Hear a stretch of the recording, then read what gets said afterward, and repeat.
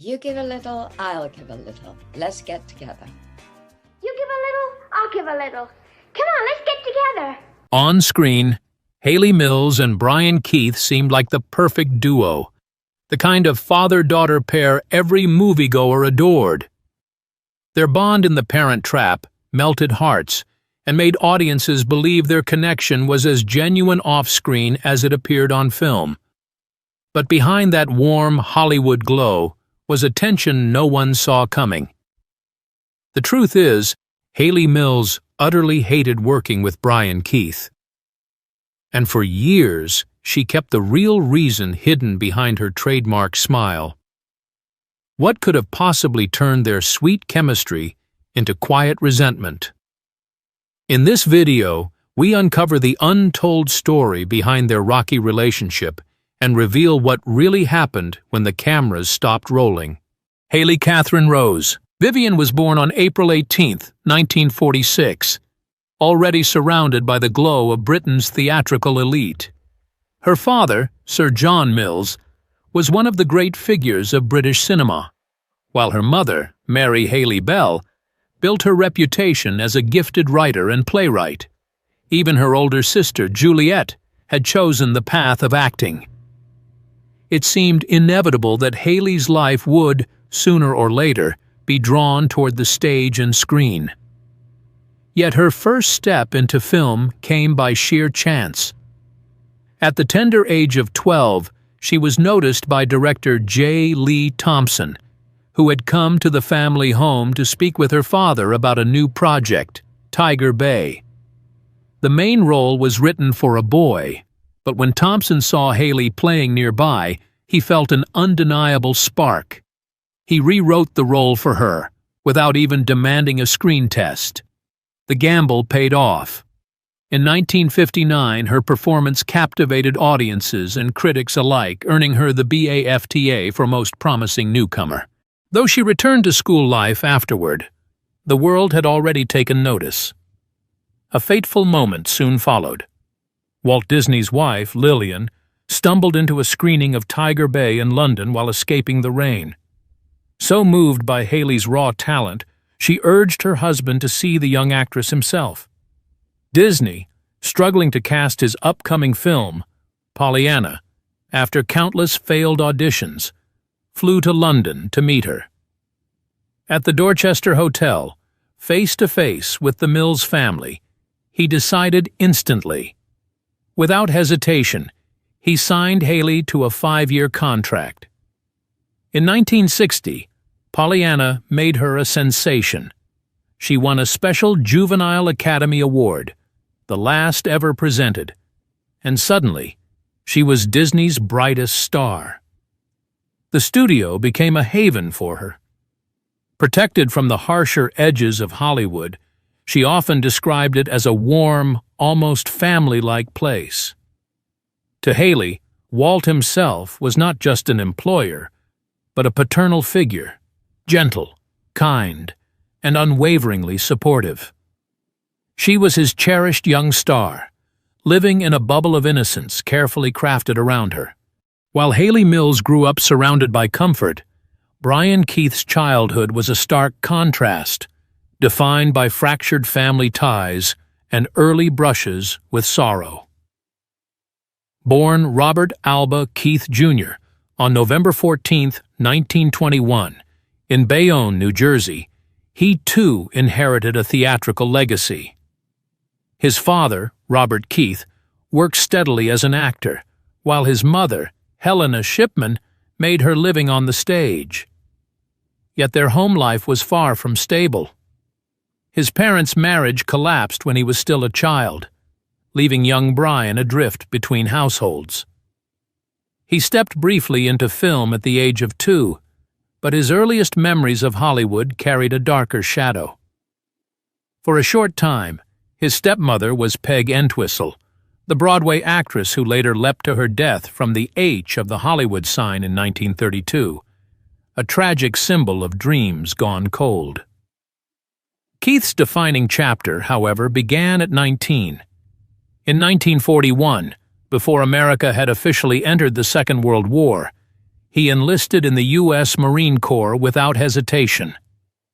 After Pearl Harbor, he trained at Parris Island and soon found himself in the cockpit of a Douglas SBD Dauntless dive bomber, serving as both radio man and rear gunner.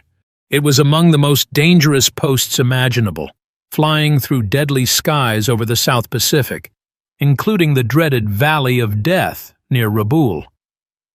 His bravery earned him the Air Medal for heroism in flight, but the scars of combat ran deeper than medals could ever honor. When he returned home, Keith followed his family's profession, though he had no interest in polished or princely roles. He carved out a career embodying rugged sheriffs, weary cowboys, and hard-edged men shaped by loss and survival. With his blunt manner and unshakable presence, he was known to challenge even studio executives. His worldview had been formed not in Hollywood, but in war, and that made him different. Unyielding, unsentimental, and authentic to the bone. It was this hardened Marine, with a soul forged in fire, who would one day step into the idyllic world of Walt Disney, standing opposite the studio's most carefully protected treasure. Hayley Mills. The set of The Parent Trap in 1961 was meant to embody the magic of Disney. On the surface, it was a light-hearted romantic comedy, but behind the scenes it was a massive undertaking, one that rested entirely on the shoulders of its 14-year-old star, Hayley Mills. The film's success depended not only on her charm, but also on her ability to convince audiences she was two separate people: the mischievous California twin Susan and the refined Boston twin Sharon. The pressure was immense. To achieve the illusion, the production relied on groundbreaking technology for its time. Using the sodium vapor process, an early version of today's green screen, along with split-screen trickery, the crew painstakingly created scenes where two Hayleys appeared together. The work demanded absolute precision. Every movement had to align perfectly. Footprints were taped to the floor to ensure no one missed their mark. If she or her double, Susan Henning, an uncredited stand-in, shifted even slightly, the entire shot could collapse. For Hayley, the technical challenge was only half the battle. She also had to juggle two distinct American accents, switching between California casual and Boston polish. The task grew even more confusing in scenes where one twin pretended to be the other. She later admitted that she sometimes lost track of which accent belonged to which character. It was the kind of role that would have tested even a seasoned adult actor, and here it fell upon a teenager still finding her footing in the world. What Hayley needed most was reassurance, patience, and encouragement from those around her. But walking into this carefully calibrated environment came Brian Keith, seasoned, blunt, and utterly unsentimental. His presence on the set would prove to be the opposite of what the fragile young star required. For Hayley, the collision was jarring, and it left a mark that lingered long after the cameras stopped rolling. Brian Keith carried himself on a film set much the same way he had in the Marines, efficient, blunt, and stripped of sentiment. Acting to him was a job to be executed, not endlessly analyzed. His Family Affair co-star Kathy Garver once described how he worked. While others would pore over their scripts, Keith would glance at a page, shrug, and say, "Let's go." He thrived on instinct and improvisation, relying on natural energy rather than meticulous preparation. That style collided head-on with the grueling demands of The Parent Trap. The movie's technical effects required absolute repetition. Every line, every movement, had to match perfectly for the illusion of twins to hold together. Hayley Mills, only 14, often needed multiple takes to master the precision. For Keith, this was maddening. He wasn't shy about his irritation either. Known for speaking his mind, he rarely softened his opinions for the sake of diplomacy. What audiences later saw on screen, a warm, affable father, masked the tension behind the camera. Keith's gruff impatience clashed with the fragile concentration the young actress so desperately needed. Each reset, each carefully staged retake, rubbed against his need for speed. For Hayley, already under immense pressure, his demeanor only deepened the strain. Beneath the sunny charm of The Parent Trap lies a harsher reality. The innocence of one young star colliding with the unyielding temperament of a man forged in war. To audiences in 1961, Brian Keith seemed like the perfect father figure. Rugged, warm, the kind of man any child would long to call dad.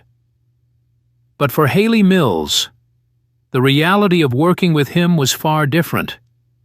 What hurt her most wasn't one cruel act or a single explosive moment, but something quieter and more corrosive, the daily weight of being made to feel unwelcome.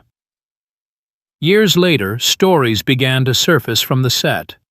Keith, it was said, nicknamed her the Golden Goose, a jab at her status as Disney's prized star. He rolled his eyes when she sought clarification on a line, cut her off during table reads, and even mocked her British accent in front of others, calling it pretentious. Each gesture on its own seemed small, but together they formed a pattern, a steady dismissal that wore on a 14-year-old already struggling with nerves and self-doubt. The most dramatic rumor claimed that during a tense scene, Keith lost his temper after Hayley flubbed a line.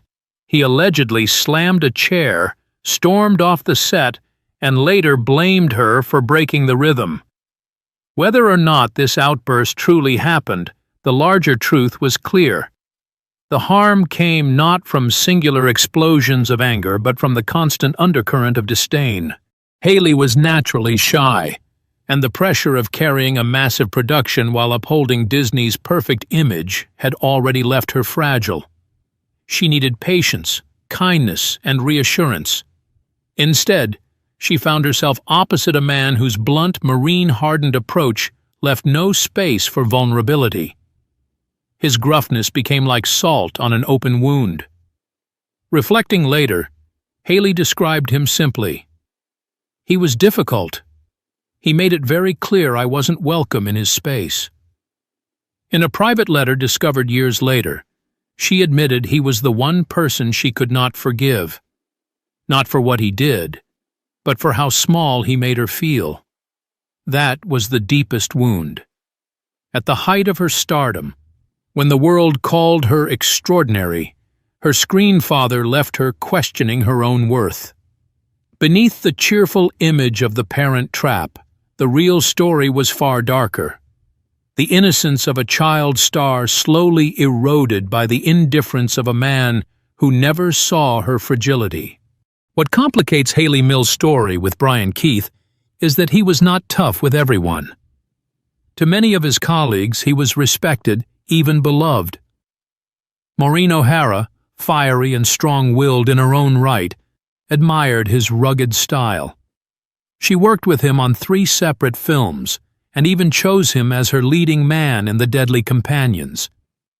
For her, Keith was a peer, reliable, masculine, and professional.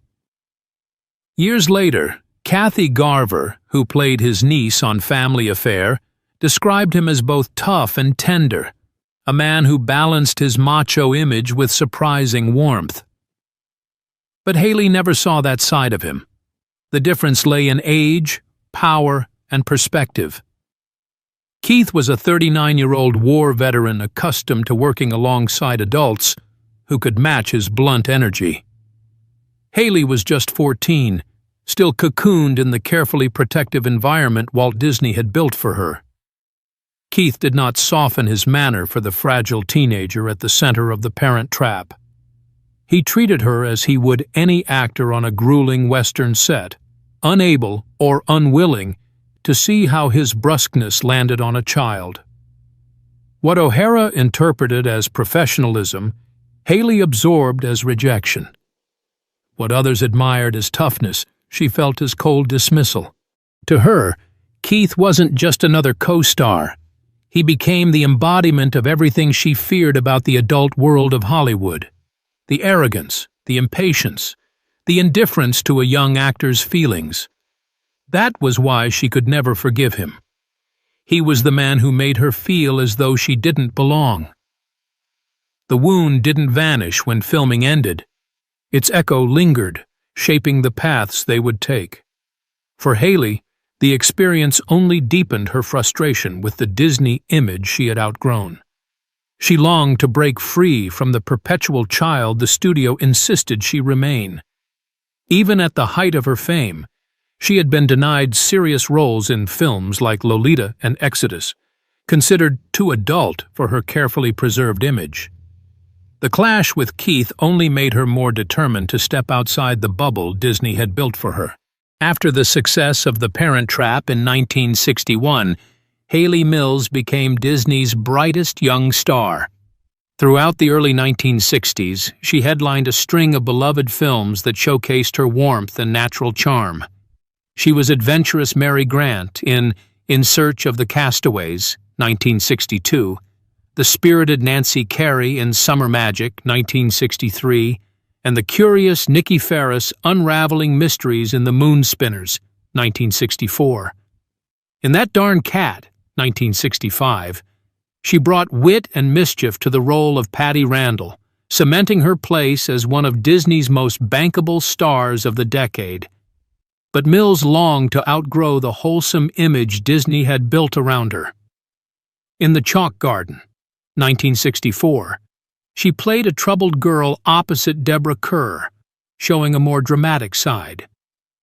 Then came The Family Way, 1966, where she shocked audiences with her first adult role as Jenny Fitton in a controversial romantic drama. From there, she pushed into darker and more complex characters, playing Susan Harper in the psychological thriller Twisted Nerve, 1968, and Jenny Bunn in Take a Girl Like You, 1970. By the 1980s, she was a familiar face on television as well. She reprised her iconic Disney role in The Parent Trap 2, 1986, and its sequels, delighting fans who had grown up with her.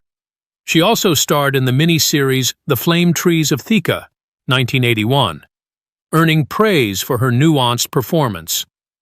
Later, she took on the role of Miss Bliss in Good Morning, Miss Bliss, 1987 to 1989, a show that would eventually evolve into the hit series Saved by the Bell. Even as the years passed, Mills never faded away. In her later career, she found success in long-running shows like Wild at Heart, 2007 to 2012, where she played Caroline Duplessis, and continued to surprise audiences with recent roles such as Celia Towers in Last Train to Christmas, 2021, and Karen Walters in Arthur's Whiskey, 2024. From Disney's Golden Girl to a versatile actress who embraced reinvention, Hayley Mills carved out a career that has spanned over 6 decades. For audiences who first met her as Pollyanna, her journey remains a testament to resilience, growth, and the search for artistic freedom.